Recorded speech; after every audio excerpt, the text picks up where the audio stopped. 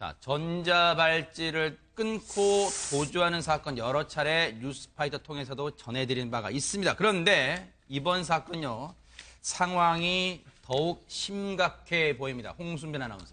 네, 지난 1일에 있었던 일입니다. 네. 전남 나주의 한 정신병원에서 네. 보호 관찰을 받고 있었던 50대 남성이 사라집니다. 어허. 다행히 남성이 이 전자발찌를 차고 있어서 위치를 추적해 보는데 이상하게 위치가 추적이 안 됩니다. 왜요? 네. 그리고 나서 이제 어떻게 된 일인지 파악을 네. 하려고 병원 인근을 살펴보는데 어허. 병원 인근에 벽돌 2장과 부서진 전자발찌가 발견이 된 거죠. 네. 그러니까 일단은 이 남성이 전자발찌를 어떻게든 부수고 네. 인근의 산으로 도망간 건 확실한데 아하. 과연 그것을 이 벽돌로 부쉈는지 아하. 이것은 아무래도 아직까지 의문이 남아 있습니다. 아니 그러면 김복준 의원께 네. 이거 하나 짧게 여쭤봐야 될 거예요. 이게 전자발찌가 벽돌로 지금 이게 훼손하면 부서질 수 있어요? 네, 저는 이거 이해 안 가요. 아하.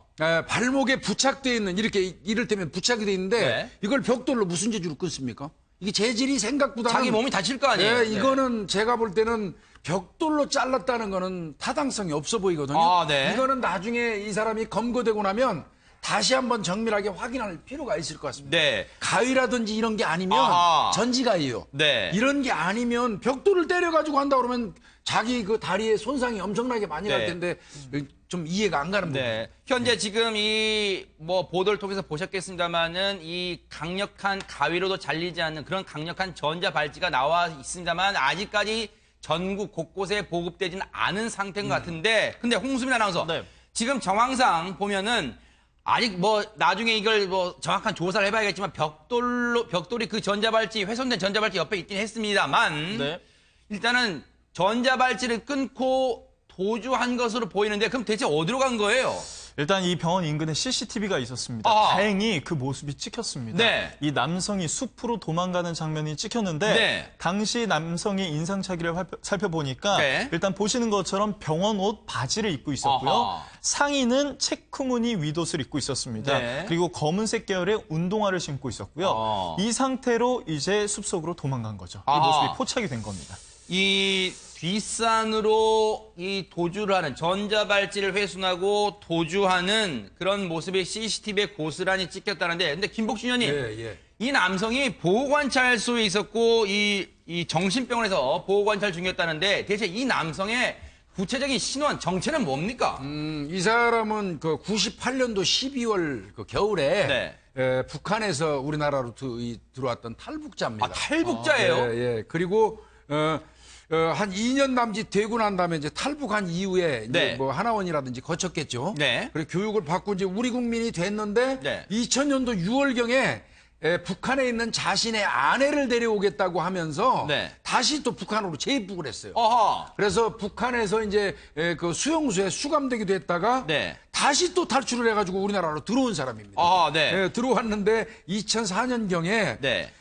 이제 여기 이복 동생이 있었습니다. 이쪽에. 네. 이복 동생하고 어떤 문제가 있어가지고 이복 동생을 흉기로 찌르는 바람에 네. 이제 그 징역형을 받았어요. 아하. 3년 징역형을 3년 징역형을 받고 네. 그 당시에 이제 망상장애 어떤 정신질환이 있다 해가지고 치료감호도 10년을 같이 처분받았던 사람입니다. 그래서 이제 실제로 치료감호소에서 징역을 마치고 난 이후에 치료감호소에서 이 10년 남짓 그 수감돼 있었어요. 네. 그래도 이제 호전되지가 않으니까 네. 치료감호소에서 나와가지고 민간이 운영하는 나주에 있는 네. 이 정신 관련 병원에 있다가 요번에 이렇게 탈주하게 된 것입니다. 일단은 탈북자 지금 정보가 하나씩 나오고 있네요. 탈북자 출신 1998년 12월에 탈북해서 한국에 왔었고 그런데 2000년 6월에 재입국한다. 이게 여러분 상식적으로 지금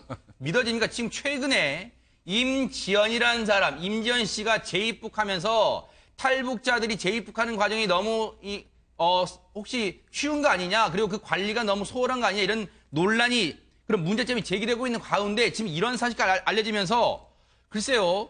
이인철 변호사님, 북한을 이렇게 탈북자가 제재 떠나듯이 마음대로 왔다 갔다 할 수 있는 거 이것도 의문입니다. 이거 뭐 통일된 것도 아닌데 벌써 그냥 왔다 갔다 그러니까요. 한다는 게 이해가 안 가는데 네. 지금 탈북자가 3만 명이 넘고요. 그렇죠. 그중에 지금 3% 이상이 소재 불명이라고 합니다. 그러니까 언제든지 이런 일이 발생할 수가 있는 거예요. 왜 그러느냐?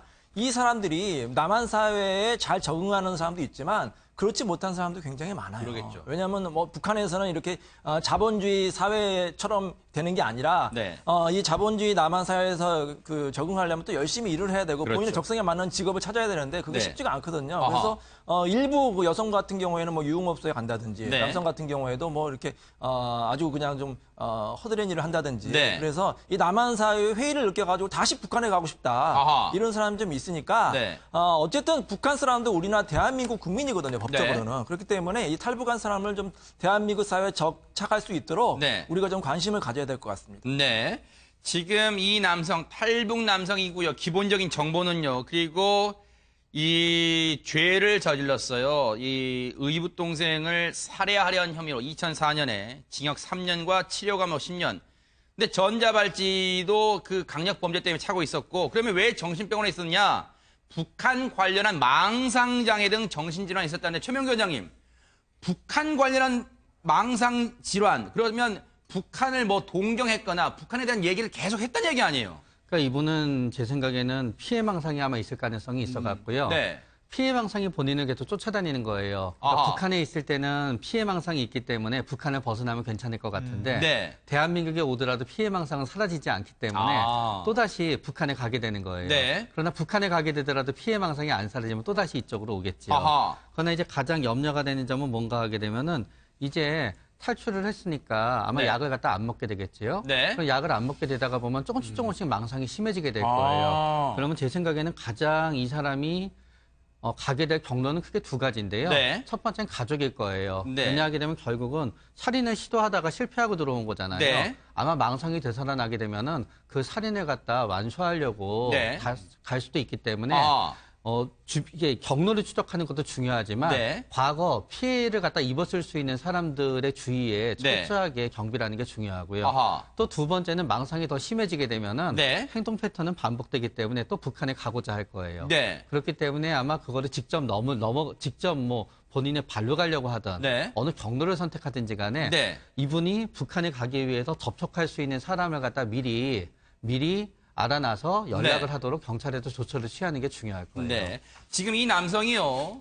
지난 1일입니다. 지난 1일 나주에 있는 한 정신병원에서 이 전자발찌를 훼손하고 도주한 지 오늘로 꼭 나흘째가 되고 있는데 지금 법무부 산하 보호관찰소에서도 이 남성을 찾기 위해서 지금 백방으로 분주할 텐데 일단 얘기 들어보시고 이어가 보도록 하겠습니다.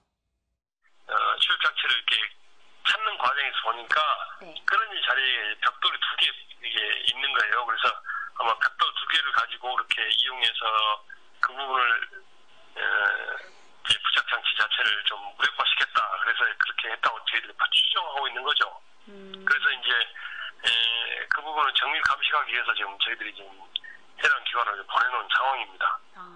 살인 미수란 그런 범죄력을 가지고 있고 망상 또 조현병을 이렇게 앓고 있기 때문에 지금 탈출한 이후로 지금 약을 먹지 않고 있지 않겠습니까? 네네. 예, 그런 이유로 이게 추가적으로 발병이 되게 되면은 우리가 생각지 못하는 그런 돌출 행동이 나타날 수 있을 것 같고 그런 부분이 이제 혹시 2차적인 범죄로 벌어질까 봐서 저희들이 걱정하고 있는 거죠. 김복준 의원님, 지금 우려되는 부분은요. 예. 이 최근에 주차장, 골프 연습장, 주차장 납치, 분야자 납치 김일곤 살해 사건, 김일곤. 예. 그걸 보면요. 이 전혀 엉뚱한 곳에서 범이 잡히기도 한단 말이에요. 예, 그러면 예. 이 일대를 수색하는 게 아니라 지금 가장 우려되는 점은 뭘까요? 일단은 경찰이 지금 신경 쓰는 거는 네. 살인 미수에 그쳤잖아요. 네. 의붓동생 흉기로 찔렸던 그 의붓동생에 대한 신변보호 철저히 해야 될 거예요. 네. 아까 말씀하신 것처럼 마지막 완수하려고 덤빌지도 모르고 두 번째는 탈북을 아마 이 사람이 이제 선택할 수 있는 방법, 그 가장 합리적인 선택은 이 사람 입장에서 네. 탈북일 겁니다. 여기서 네. 처벌 안 받고 가려면. 네. 그래서 의붓동생 그 신변 보호하는 거, 그다음에 탈북 노트를 노트를 개척하려고 덤빌 건데요. 네. 이 부분에 대해서 경찰이 좀 신경을 써야 되고요. 아하. 지금 현재 그 나주에 있는 그 정신병원 뒷산으로 올라갔다고 지금 하거든요. 네. 근데 지금 의외로 지금 한여름이라 네. 그 뒷산이 굉장히 우거져 있다고 그래요. 있어요. 아하. 제가 좀 조금 알아보니까요. 네. 그래서 이제 그 부분을 수색하는데 상당히 좀 애로가 있는 것 같은데 네. 일단 통제해가지고 네.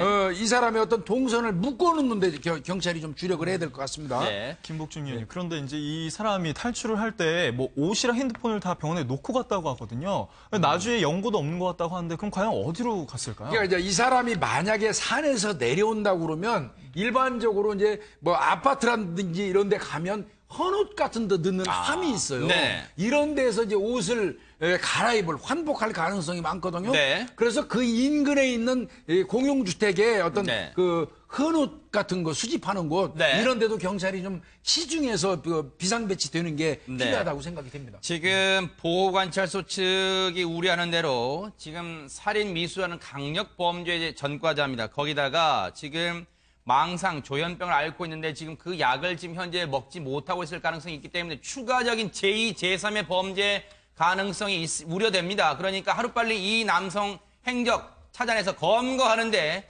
주력을 해야지 국민 불안도 잠재울 수 있을 것 같습니다.